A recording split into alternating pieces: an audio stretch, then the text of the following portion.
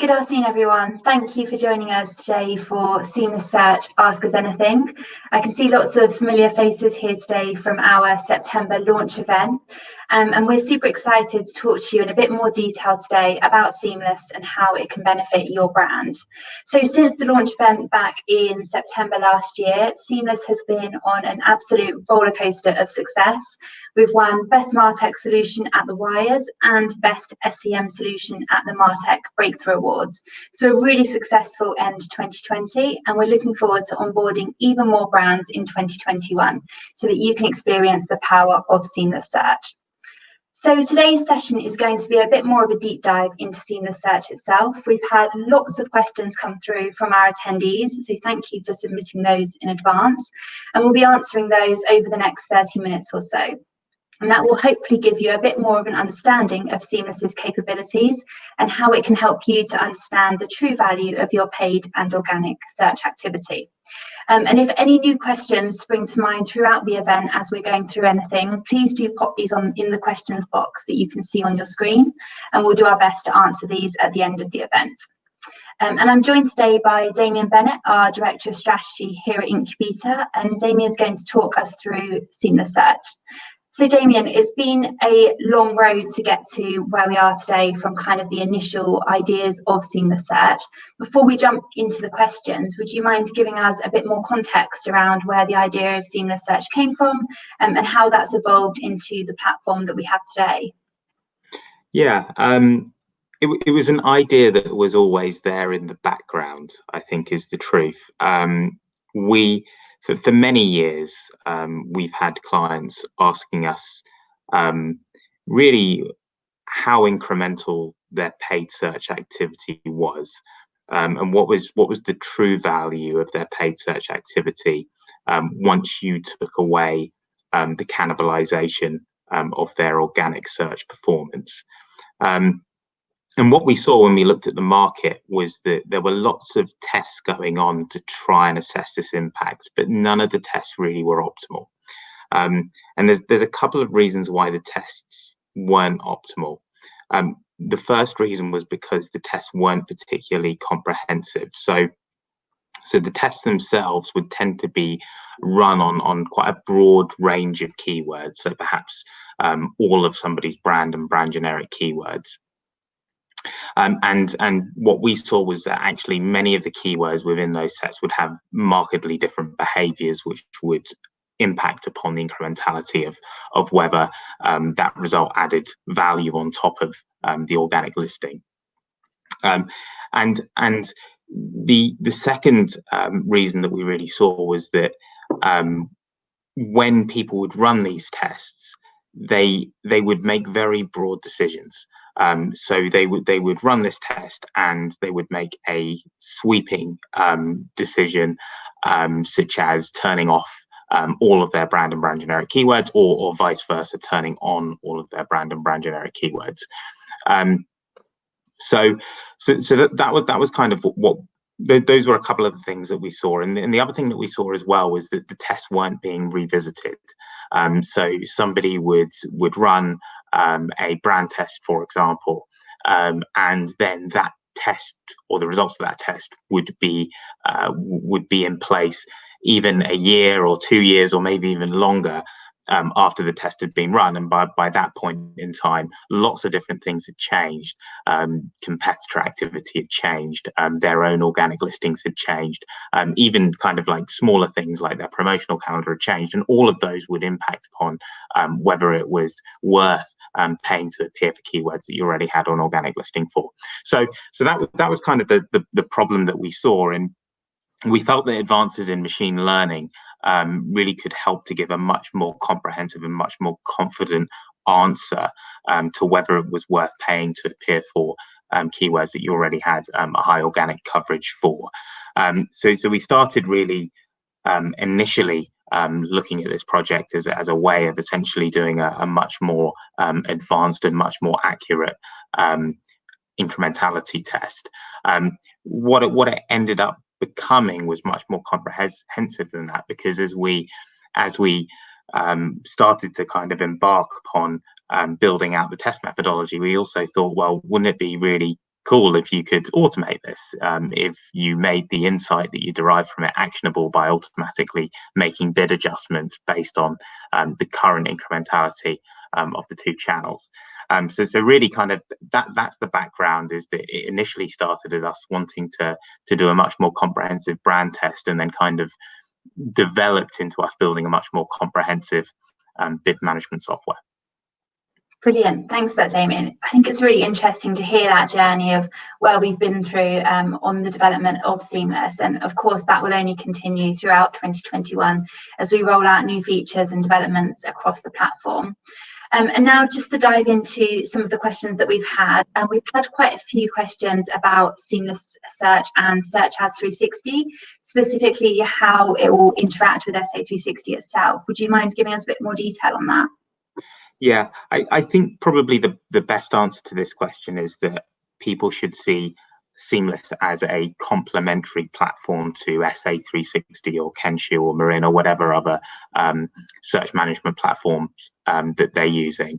I think those platforms, such as 360, Marin, Kensho, they're there to help you to manage the scale of your paid search activity.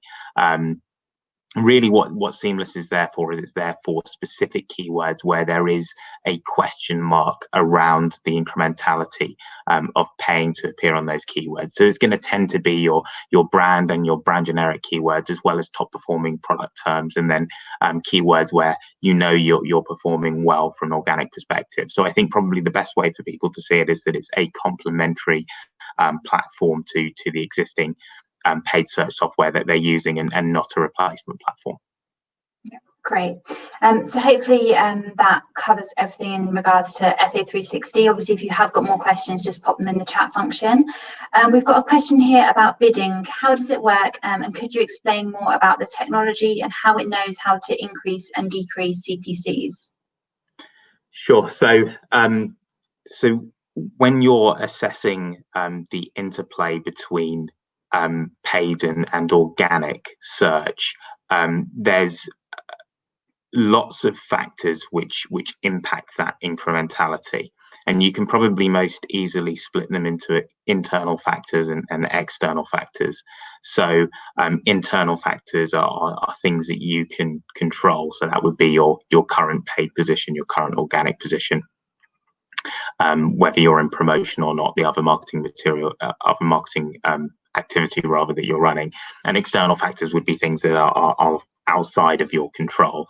So they would be the strategy of your competitors, so how much coverage your competitors have from both a paid and organic perspective, and what position they're in, as well as external events which can range from things like weather, which has a reasonably big impact on performance, through to the wider marketing activity which competitors might be running.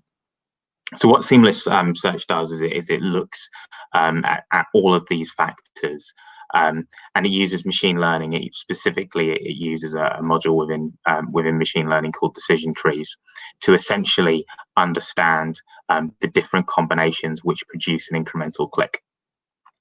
And then what we do is we find the optimal position for you to appear in from a paid perspective within your ROI threshold, based on the insight derived from the machine learning. So and then a bid adjustment according to that is made. So that's kind of the principle of how it works, is that we assess all of those factors, and we use machine learning to do that, and then we make a bid recommendation based on the ROAS threshold, or the ROI threshold, that your business is comfortable working towards. Great. And we've also had a couple of queries around Google Ads. Could you talk us through in a bit more detail how Seamless and Google Ads and organic reporting differ, and how does the tool get around the removal of position data in paid search? Yep. So on the first one, I think the answer is reasonably simple in terms of how the Seamless reporting differs from Google Ads or organic, in that Google Ads and organic reporting are looking at a single channel. What Seamless is essentially doing is it's looking at the revenue attributed to that channel minus the cannibalization. So, for example, from a paid search perspective, what Seamless is going to show you is it's going to show you the reported revenue minus paid search's cannibalization of organic to give you kind of the true revenue which is associated, and the true return on investment, therefore, which is associated with paid search. In terms of getting around the loss of positional data, positional data was actually never a massive factor within our assessment, and the reason for that was because what we're more interested in looking at is we're more interested in looking at behavioral data. So we're able to we're able to kind of understand position without ever actually looking at the specific position metric by inferring a number of characteristics from behavioral data. We're able to do that with quite a high degree of confidence. So so in terms of kind of getting around the removal of position data, really what we're looking at is we're looking at behavioral data. So, for example, differences in click-through rate, which enable us to really understand what the likely position would have been from both a paid and an organic perspective. Perfect. Hopefully that answers any technical questions that anyone might have around Seamless. If there are any other questions that we've missed or anything else you'd like to know about in more detail, just pop it into the chat function and we'll come back to those at the end. But just now moving on to a few questions that we've had around the results that Seamless has delivered so far. Damien, could you talk us through the evidence that we've seen that indicates the ROI uplift that Seamless is providing?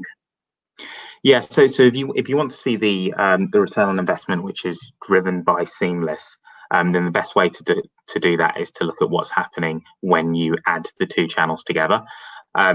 What we are finding is really positive in that we're kind of seeing the best of both worlds with the clients that we're running with.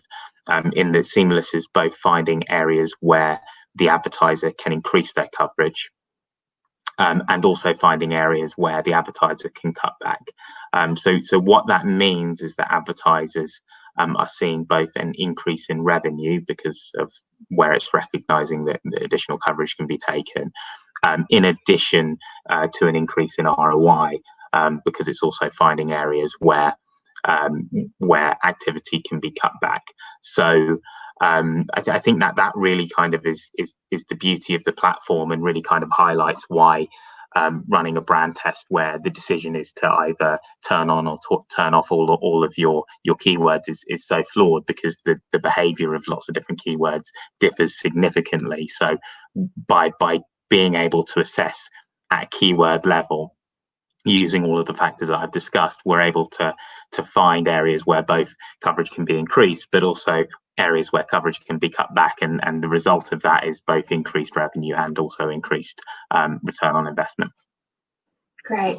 And then for anyone who's interested in finding out a bit more about Seamless following today's event, could you just talk us through the forecasting process and how much support Seamless clients can expect to receive from us? Yeah, I mean, I think we're aware that we're a new platform to market. So one of the things that we've been doing to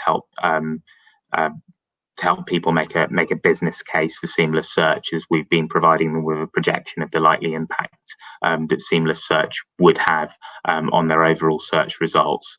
And I think that that's helping people to kind of take a decision as to whether Seamless Search is the right product for them. And we're really happy to do that for any advertisers. So if you're interested in Seamless Search but have kind of question marks around how material the impact of running the platform will be on your business, then we're absolutely happy to put together a projection for you, which will outline kind of the likely impact of running Seamless Search. And then in terms of support, you can expect kind of the normal support that you would get from a self-serve platform. So there's a help desk and then customer success managers. We're very happy to kind of give people the support that they need to make success of the platform. Brilliant. So that concludes the end of the pre-requested questions. Just checking if there are any in the questions box that have been asked. I can't see anything yet. Anyone have any burning questions they'd like to pop in there? Just give it a couple of seconds.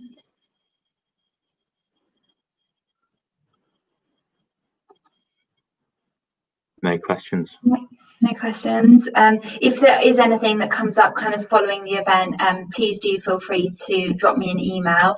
It's sdixon@seamlesspro.io, which should also just be coming up in the chat box now. And then what we can do is set up some time to go through any additional questions that you might have, and then discuss putting together some forecasts as well. There is one question that's actually just come in, which is probably worth answering, actually, because it is a question that we've had a few times. So, how does seamless search differ from auction time bidding? It is very different in that you're going to run the bid strategy for seamless search on the types of keywords where there's a real question mark around the incrementality of paid search. So what we've been advising advertisers is that they use the seamless search bid algorithm on keywords where there is that question mark. It's going to be your brand generic keyword, top performing product keywords, and also keywords where you perform well from an organic perspective. And then for everything else, you run auction time bidding. So that's kind of our recommendation. And then there's another question that's come in as well, I think.